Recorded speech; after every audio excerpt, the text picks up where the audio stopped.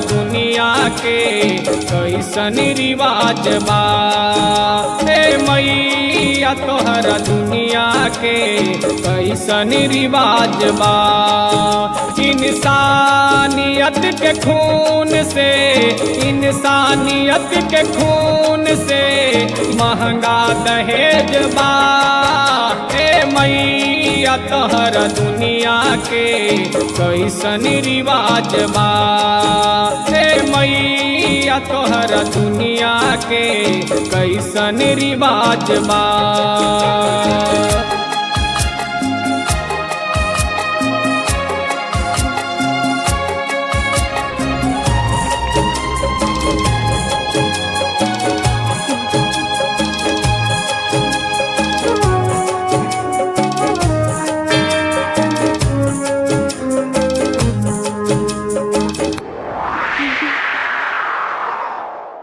रोजे जरावे बेटी अगिया दहेज के।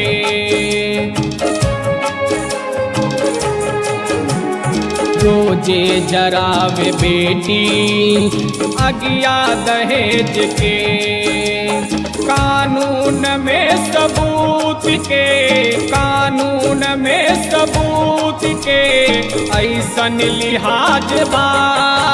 हे मैया तोहर दुनिया के कैसन रिवाज बा। हे मैया तोहर दुनिया के कैसन रिवाज बा।